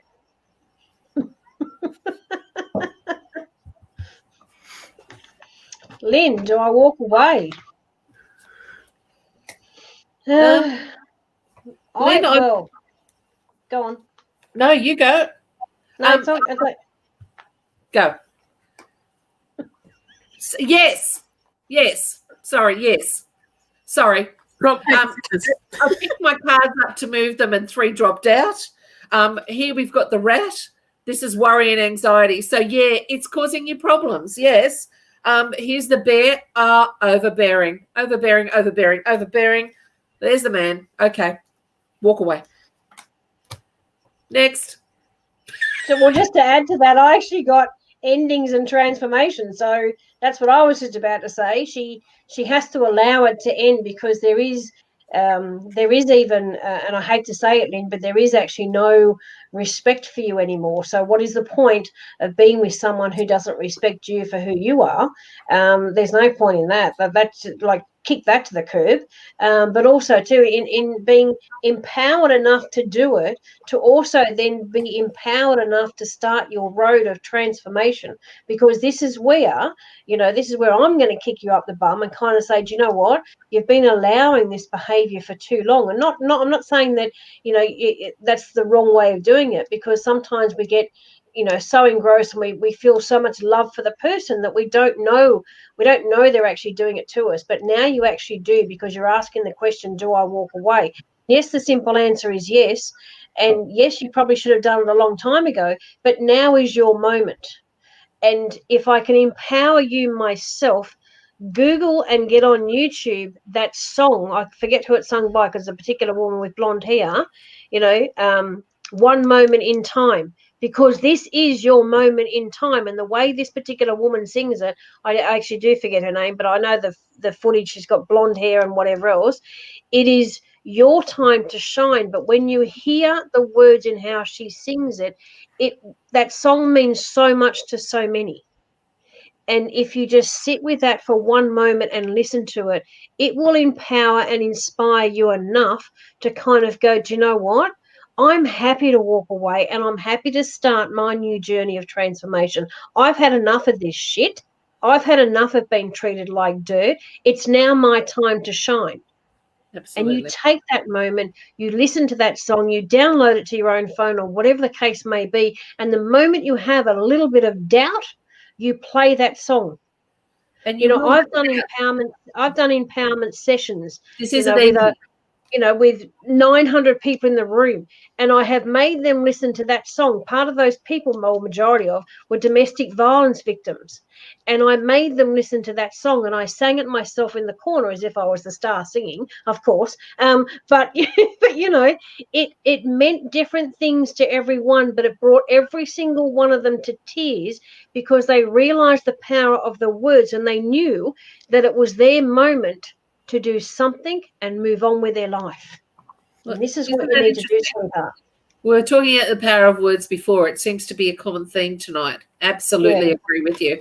As I was saying, as I was moving into cards again, this one popped out. So this is the tower. Now, there's isolation. It's not going to be. This is not easy, and none of us can say to you, mate, this is an easy move. It's not an easy move. Sure. This is really difficult. Really difficult, and it's going to be isolating, and it's going to hurt, but you'll be able to breathe your own air and take a step in the direction that you want to take a step. You don't have to ask for permission. All right, so give yourself that's why I want her to listen to that song. It will take her step by step. Yeah, you Terri, if you get a moment, and when you Google it, I think her first name is Lynn, but when it comes up, you'll just see a lady that has blonde hair. She's a tiny lady, and she at one moment in time, and she sings it. So I mean, others have sung it, but this particular woman, it's like she's in a like someone's backyard. It looks like almost like a hotel backyard. And she might have done a version of it at one point, but this particular woman, I think, is Linda something or other.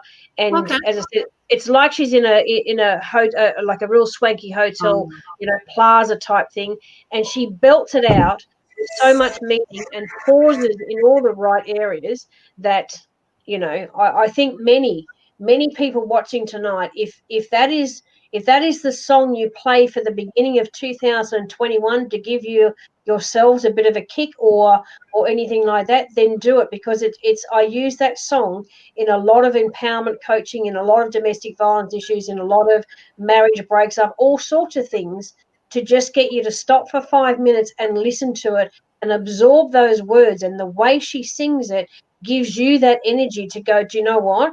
I'm now unstoppable. I now realize I can do this myself because I've just felt that, that urge that's come through me. Oh, okay.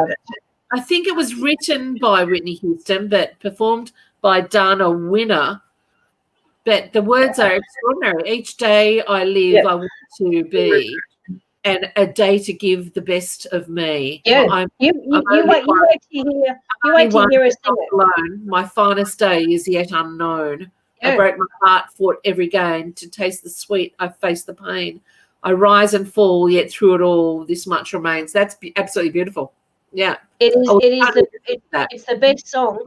I probably this year, I think I've posted it on my page probably about 5 or 6 times. And I was going to do it tomorrow myself because I have a small little announcement, but that's for tomorrow, because it'll be the first, and that'll be for then. And I would put that song, attached to that, because it's just something that just helps so many people, and it's just one song. But man, it has some power to it. I even told someone to play it at their partner's funeral. And she said, oh, no, I really can't do that. And I said, no, listen to the words, because you will hear what your partner's telling you. And when she heard it, she actually wiped out every other song, and that became the main song. And she understood where I was coming from, and she has thanked me to the cows come home, because she said she heard her husband singing it because it was her moment to take one moment in time to realize that he was better off, and the beauty of the love that they shared before he had his brain injury. And that to her means just so very much now for the rest of her life. Perfect. Beautiful. Absolutely beautiful. The power of words, folks. Power of words. Yeah. But speaking of words, I'm just looking at another post. Sorry. Oh, right. You just popped one up there. From Andrew Edmondson. It's good. I'm not so much asking a question for myself, but I'm curious if you all can remember your first psychic experiences and how you reacted. Come on, Miss Eileen, let's hear yours. I'm glad you put the miss in there, because otherwise you might be miss a wrong title. For me, I remember look. Yeah, it cracked me up tonight actually when you sent me a message and called me Miss E, because I had a family member who used to do that all the time.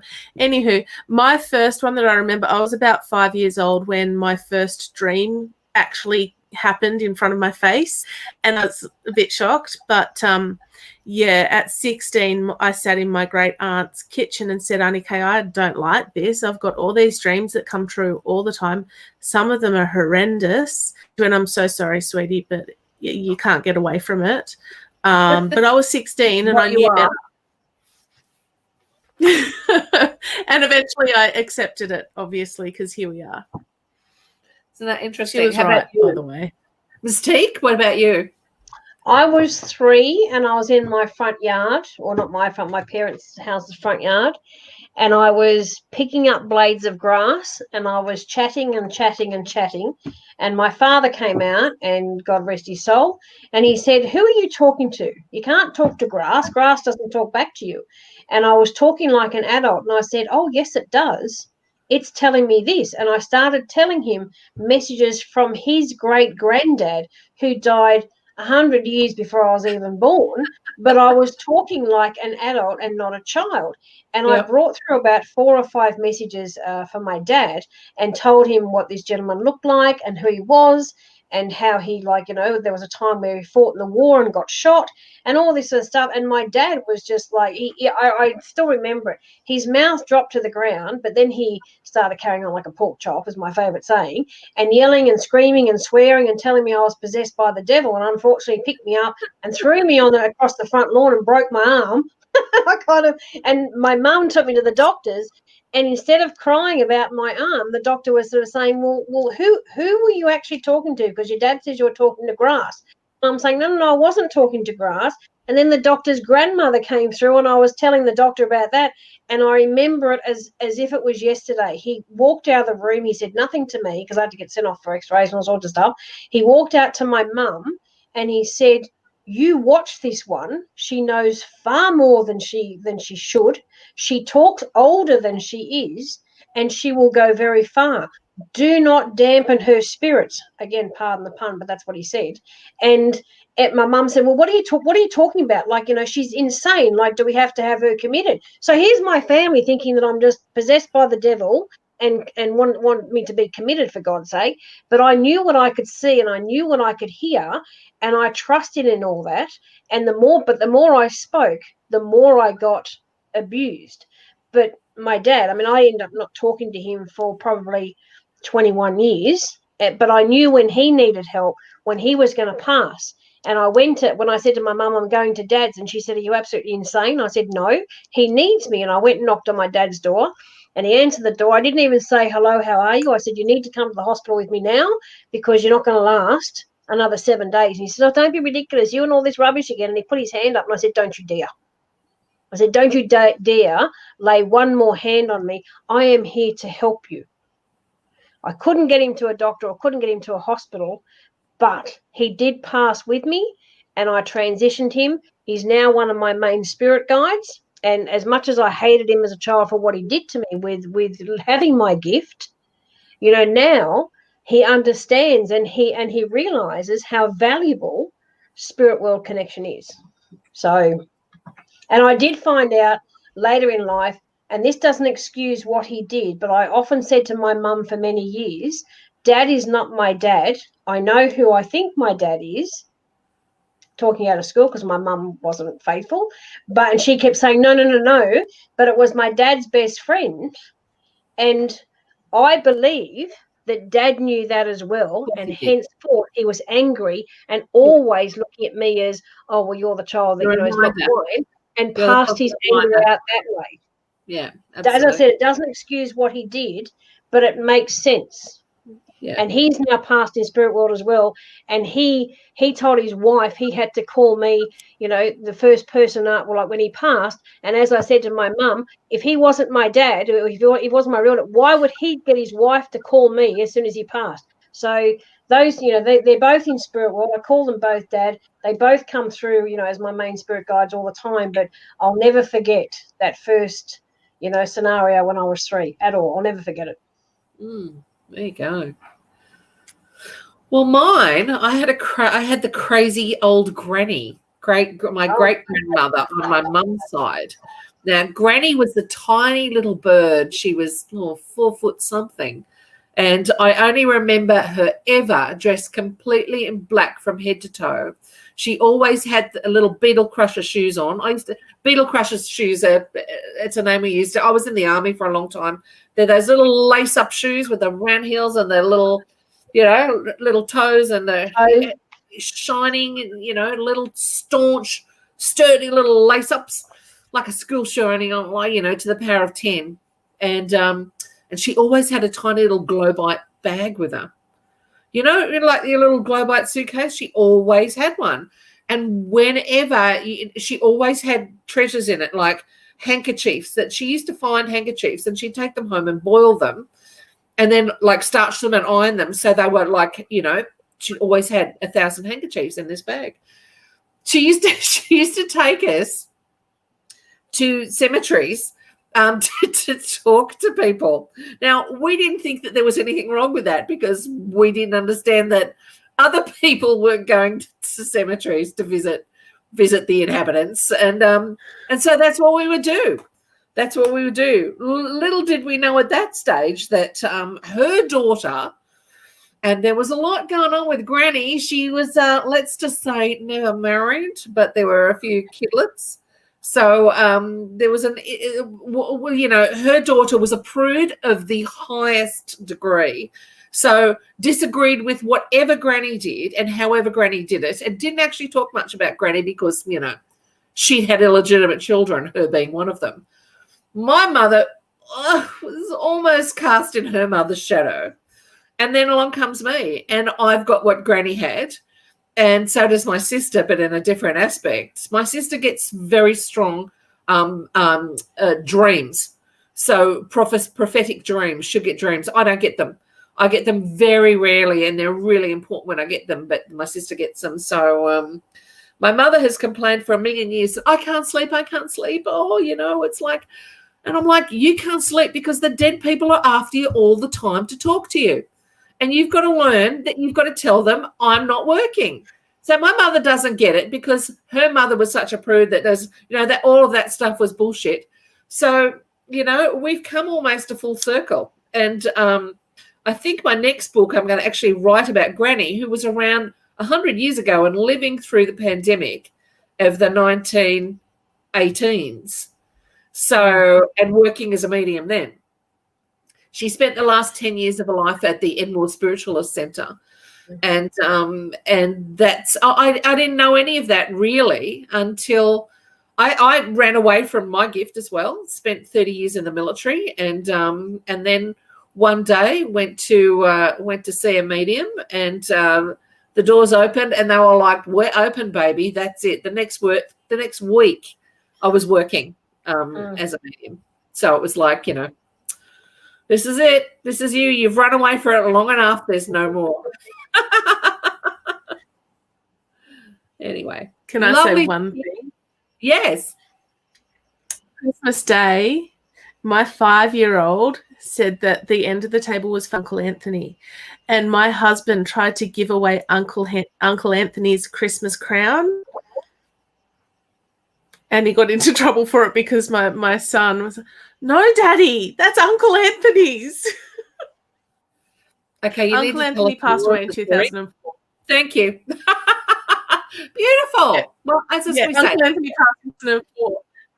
The apple doesn't fall far from the tree. And in fact, even though my mother denies it, I was at her house one day and we were talking about her sister, Beverly, not mentioning any names out of school. Beverly's husband, Fred, had passed a couple of years earlier. And Thelma was saying, this is my mother, or my sister's mother, as I refer to her as, she's like, Beverly, I've stayed at her place, and when she gets up in the morning and goes to the toilet, she farts like a machine gun all the way there. Anyway, we started to laugh, and all of a sudden, you girls, you know what it's like when spirit comes over you. I felt this evil thing descending, and I thought, oh my God, what's going on here? All of a sudden, 15 feet away on the kitchen bench, this huge, heavy cut glass vase exploded. And my mother's like, what the hell's going on? I said, because we're magnifying things here, because you've still got this power, but you don't acknowledge it. So when the two of us are together and we're having a bit of a giggle at someone else's expense, you know, Freddie wasn't happy. So he's like, blah, blind the vase. Anyway, this is what happens when you don't listen to your spirit guides, people. So listen to them if they're talking to you. They'll get through to you. They'll get to you one way or the other. You can run away and join the army like I did for 30 years. It doesn't matter. They will chase you. They will follow you, and you will be theirs. So you just roll over and give in. You will be. And a beautiful life follows. Beautiful but crazy. Does it? Yeah. All right, we've probably got time for like one. How long you guys want to take this? Ooh. Picked up the cards. That one fell out. Focus your energy on the man. I don't know. I don't know if there's someone already for you or whether it's you're ready for somebody else. Oh, my God. And the woman cards just popped out. Okay, if there's someone you're flirting with right at the moment, I'm just going to say to you, go hard. Go hard. Go for it. Go for it. Go for it. Go for it. Focus your energy on it. That's what I'm feeling. Miss Tique, over to you. Yep.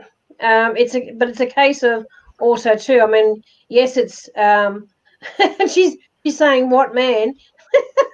I have to laugh because there's someone coming for you, baby. There is, but I don't see that for probably another 6 to 8 months, unfortunately.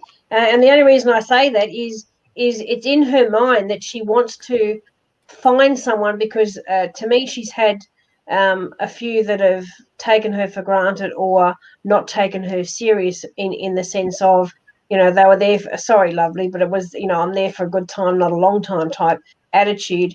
And I feel that her heart was broken like a few times over, where now that she wants somebody that with substance and with a pure heart to come into her life. However, under COVID and all the rest of it, you know, he's not going to come waltzing through the door when we're all not allowed to. So that's, you know, why Spirit's obviously directed me for, you know, another 6 to 8 months. But having said that, I also feel that, you know, when with her work scenario, I think that there's a change in the work scenario that actually leads her down the path of meeting this new person. So I feel that there's that change, but I don't feel that change to virtually mid to end February, but a change for the better. And I want to say she's probably not even thinking about changing her career right now, but I actually see it and I feel it. And I think that that's the path that she goes on there is where it's going to open up opportunities to meet other people. And there'll be a few other people, but one will capture her eye.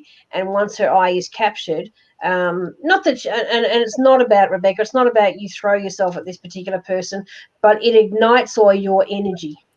And when your energy is ignited, that's when you know that person, and the old phrase is, oh, you know, has tickled my fancy, so to speak, but that's when you know that you can add focus to that particular person. And the more you get to know that person, that's when the kind of the energies, they don't collide as such, but they join. And when they join, you know, the friendship just builds and builds. And that's where I see that leading to that person being, you know, someone who'll be, you know, in your life for a long time. Other than that, I'm going to say to you, January, February, March, April is super strong, super strong. You've got really here's your aspirations, and you've got the Hierophant here as well. So, like, if you're searching for the keys, searching for the right thing, this is the time that you're looking at finding it.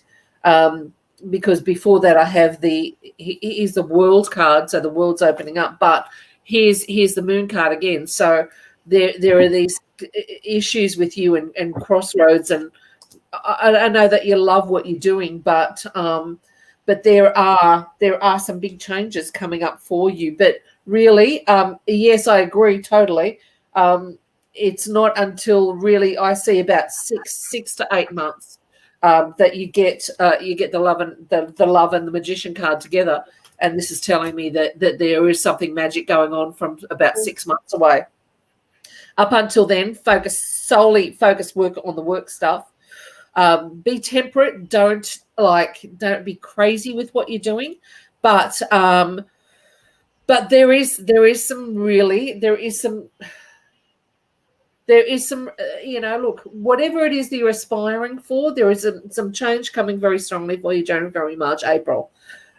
Before that, you might be feeling, if you're feeling out of place, if you're feeling like you don't quite fit, just put the word out there, put your, what is it called? Put your intentions out there.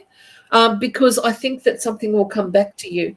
If you've actually applied for another job, then there may not be anything for you until January, late February, early March, because that's when I see that there's you've got the coffin card again. So it's about rebirth in February, March.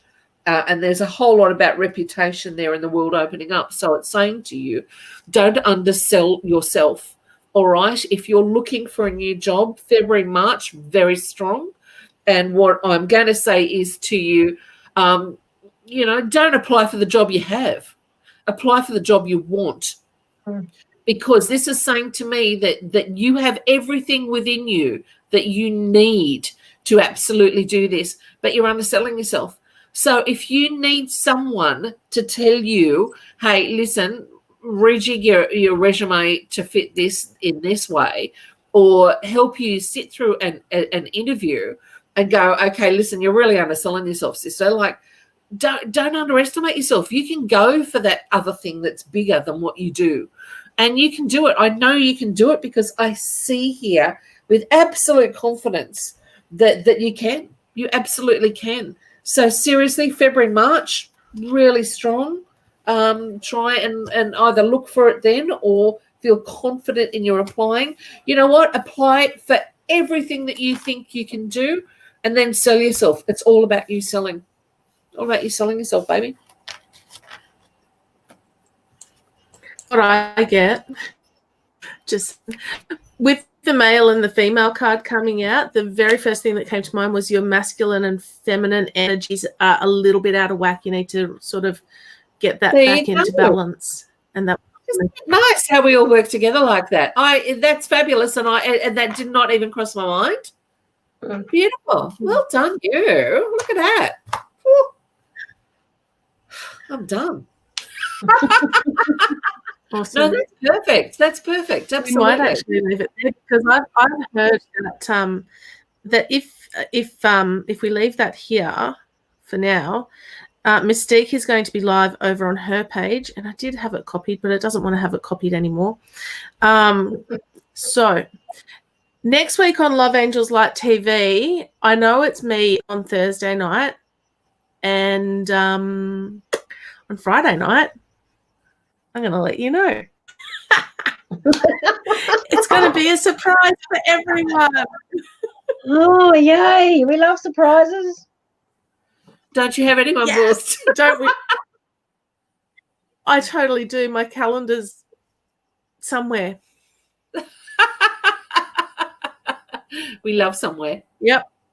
Somewhere. Yeah, because I've moved everything around on my desk to fit the new microphone and to fit the new tripod and to fit it's hiding. But you both need to let me know dates for January. Please.